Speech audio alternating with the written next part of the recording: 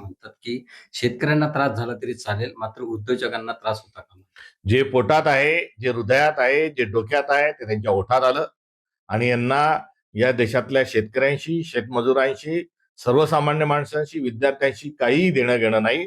फक्त उद्योगपतींचे चांगभलं करण्याकरता केंद्रातलं आणि राज्यातलं सरकार कार्यरत आहे. ही वस्तुस्थिती ते बोलून दाखवलेली आहेत.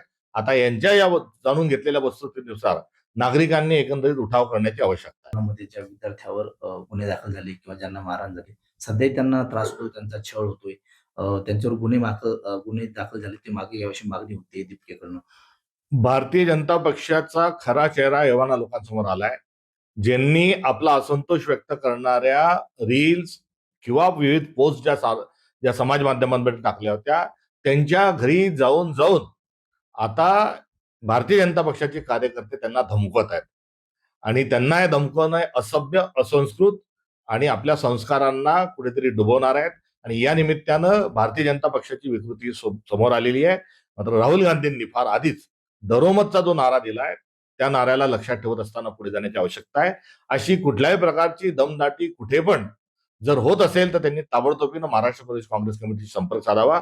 आम्ही त्यांच्या संपूर्ण चमूनिशी त्यांच्याशी 4 हात, 5 हात, 10 हात करण्याकरता तयार आहोत. पार्टीची स्थापना झाली. पुढचा नंबर गडकरीच. E20 पार्टी एकीकडे स्थापन झाली आहे. जी काँग्रेस जनता पार्टी आहे ती तर झालेलीच होती. एकंदरीत असंतोष पुढे येत आहे. मात्र या असंतोषावर चर्चा करून त्याच्यावर देशाची क्षमा न मागता कुठेतरी भारतीय जनता पक्षाचा अहंकार पुढे येत आहे. तर दुसऱ्या बाजूला आता आरक्षण हटावसारखे पण पार्ट्या या रजिस्टर होत आहेत. त्यानंतर कुठेतरी धर्माच्या नावावर देखील अशा पार्ट्या समोर येतील. म्हणजे मूळ मुद्दे जे आहेत त्या मुद्द्यावर चर्चा न होण्याकरता पुन्हा भारत पाकिस्तान केला जाईल, पुन्हा हिंदू मुसलमान केला जाईल, पुन्हा सवर्ण आणि दलित केला जाईल, ओबीसी आणि व्हीजीएनटी केला जाईल, व्हीजीएनटी विरुद्ध आदिवासी करता येईल. त्यामुळे या एकंदरीत जी देशाची असंतुष्टता जी आहे, अस्वस्थता जी नागरिकांमध्ये आहे, त्याला साथ न घालता फोडातोडा आणि राजकारण करा. हा भारतीय जनता पक्षाचा इंग्रजांचा असणारा वारसा हा पुढे घेऊन येतील. त्यामुळे इथेलॉनच्या प्रकरणामध्ये गडकरींनी, टोलकरींनी राजीनामा दिलाच पाहिजे, ही एकीकडे मागणी आहे. मात्र आता स्वतःचा जीव वाचवण्याकरता इतरही अनेक थोडाचे प्रकार हे समोर आपल्या आल्याशिवाय राहणार होण्याची चर्चा सध्या सुरू आहे. काल सुनील तटकरे आणि मोदी यांची भेट झाली, कसा अंदाज लावतो? जी चर्चा चालू आहे ती चर्चा चालू आहे, वारंवार चर्चा होत आहे, ती दुर्दैवी आहे. मात्र त्यांच्या पक्षाचे नेते सातत्याने त्याचं खंडन करतात. मला असं वाटतं त्याच्यावर विश्वास ठेवायला. अभिमन्यू पवारावर जो तुम्ही आरोप केला होता, त्यांनी तुमच्या या संपूर्ण प्रकरणात तक्रार दाखल केली आणि मानहानीचा दावा सुद्धा ठोकणार अशा प्रकारचे त्यांनी इशारा दिलेला आहे. मुळात झालेले जे आरोप आहे आणि जो संशय आहे, त्या संशयाच्या अनुषंगानं चौकशी होणं, चौकशीला आम्ही सामोरे जात आहोत, अशा प्रकारची भूमिका ही महाराष्ट्राच्या मुख्यमंत्र्यांनी आणि त्यांच्या बगलबच्च्यांनी घेणं कुठेतरी आवश्यक होती. मात्र ती न घेता आता कुठेतरी मानहानीचा दावा करू, गुन्हे दाखल करू, म्हणजे एकंदरीत चोराच्या मनात चांदणं असल्याचं या निमित्तानं कुठेतरी एक सिद्ध होत आहे. रामाचा आदर्श सांगणाऱ्या भारतीय जनता पक्षाने जर कुठे काही आरोप होत असतील तर रामाचा आदर्श घेत असताना अग्निपरीक्षेची तयारी ठेवली पाहिजे.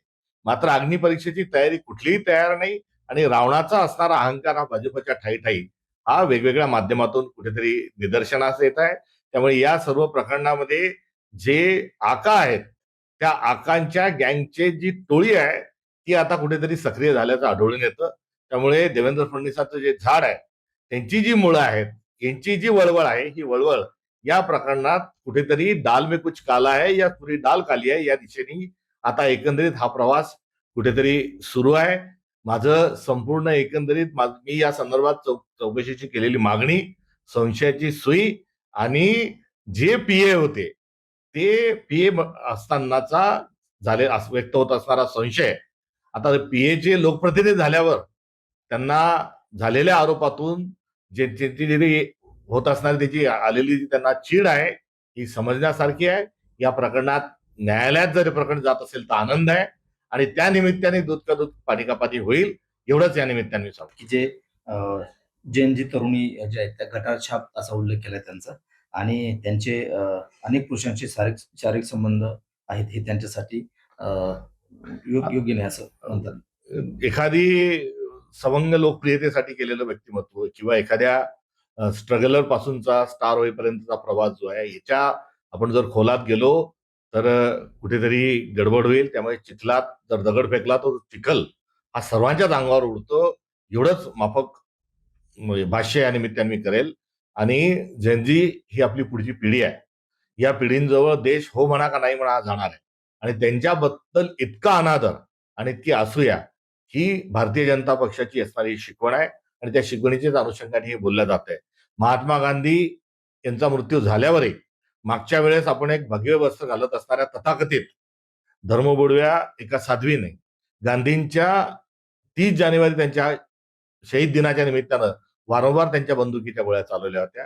गांधींबद्दल आणि एकंदरीत ज्या आज रणावर बोलत आहेत तशाच स्वरूपात त्या मागच्या वेळेस बोलत होत्या. त्या यावेळेस बाहेर बसल्यात. मात्र यावेळेस कपडे जरी भगवे नसतील तर तशाच विकृतीला भारतीय जनता पक्षाने पुढे आणलंय. एकंदरीत धर्माच्या नावावर देश डुबवण्याचं काम, संस्कृती डुबवण्याचं काम आणि भविष्य डुबवण्याचं काम भारतीय जनता पक्ष आणि त्यांचे बगलबच्चे करीत आहेत.